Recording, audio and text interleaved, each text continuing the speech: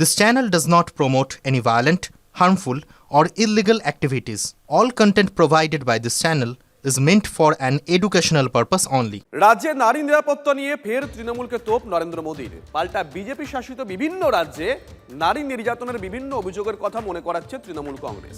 UEN Jaipur is a perfect target for prospective students aspiring for good jobs, good education with future-ready skills.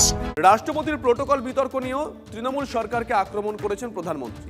আর এক্ষেত্রে বীরবাহা হাসদা নিয়ে শুভেন্দু অধিকারীর মন্তব্য তুলে ধরে পাল্টা দিয়েছে তৃণমূল।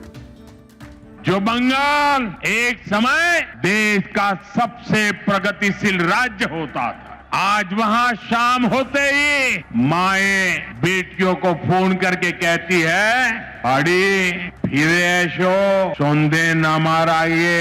মহিলার সুরক্ষা যখন উনি বলেন তখন আমাদের হাসি পায়। নারীর নিরাপত্তা নিয়ে প্রশ্ন তুলে তৃণমূলকে ঝাঁঝালো আক্রমণ প্রধানমন্ত্রীর। সন্দেশখালী থেকে আরজি করের প্রসঙ্গ টেনে ব্রিগেডের সভা থেকে তোপ দেগেছেন নরেন্দ্র মোদী। তাঁর দাবি, অপরাধীদের আড়াল করাই এই তৃণমূল সরকারের কাছে সহজাত হয়ে দাঁড়িয়েছে। आज बंगाल में अपराधियों को खुली छूट है। आए दिन बहन बेटियों के खिलाफ दिल दहलाने वाले अपराध होते हैं। यहाँ निर्मम सरकार खुलेआम बलात्कारियों को संरक्षण देती है, अपराधियों को बचाने की पूरी कोशिश की जाती है। কারণ top 5 most unsafe সিটিজ, top 5 most unsafe রাজ্যের মধ্যে চারটেই হচ্ছে বিজেপি শাসিত রাজ্য। আগে উত্তরপ্রদেশ দেখুন, হাতরাস দেখুন। অপরাজিতা বিল পাস করার জন্য আপনাদের রাষ্ট্রপতি, মহামহিম রাষ্ট্রপতির কাছে পড়ে আছে 1.5 বছর ধরে। প্রধানমন্ত্রীর দাবি, বিজেপি ক্ষমতায় এলে বাংলার মেয়েরা সুরক্ষিত থাকবে। मैं बंगाल की मेरी माताओं बहनों को भरोसा दिलाता हूं, भाजपा को, बीजेपी को अपने आशीर्वाद दीजिए। बीजेपी सरकार में महिलाएं सुरक्षित होगी और अपराधी जेल में होंगे। भाजपा के साथ, एनडीए के साथ महिषासुर मर्दिनी का आशीर्वाद है।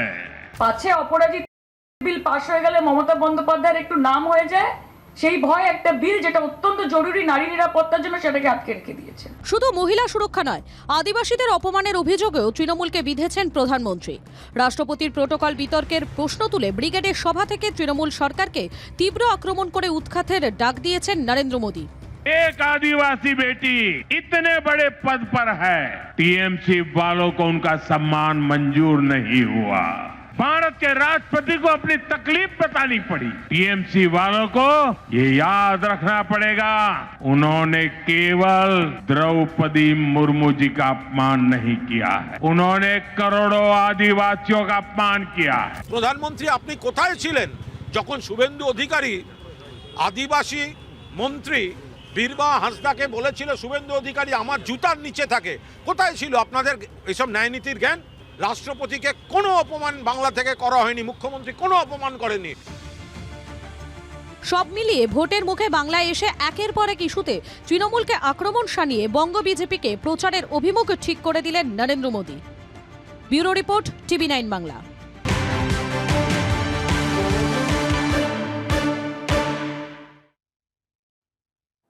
চোখ রাখতে হচ্ছে আবহাওয়ার খবরে। জোরালো কালবৈশাখীর কমলা সতর্কতা দক্ষিণবঙ্গে, উত্তরবঙ্গে ভারী বৃষ্টির কমলা সতর্কতা।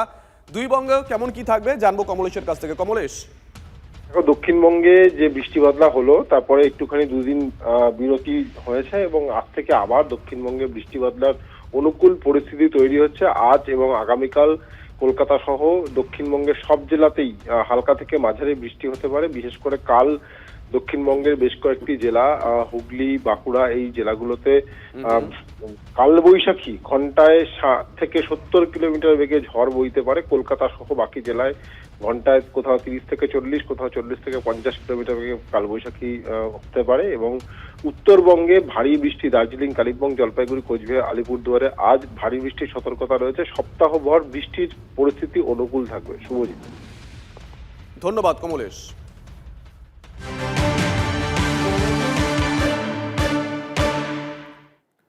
চোখ রাখতে হচ্ছে ট্রাফিক আপডেটে। আজকে রবিবার, নিশ্চয়ই সকাল সকাল অনেকে ঘুরতে বেরিয়ে গেছেন।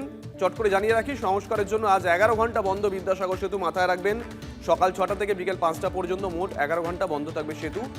ব্রিজের স্বাস্থ্য পরীক্ষা এবং জরুরি সংস্কারের কাজ সারবেন পূর্ত দপ্তরের ইঞ্জিনিয়াররা। সেতু বন্ধ থাকাকালীন হাওড়া এবং কলকাতার মধ্যে যোগাযোগে বিকল্প রুট ব্যবহারের পরামর্শ দিয়েছে ট্রাফিক পুলিশ। পণ্যবাহী ও যাত্রীবাহী গাড়িগুলোকে হাওড়া ব্রিজ দিয়ে ঘুরিয়ে দেওয়া হবে। উত্তর কলকাতার দিক থেকে আসা গাড়িগুলো বালি ব্রিজ বা নিবেদিতা সেতু ব্যবহার করতে পারবে।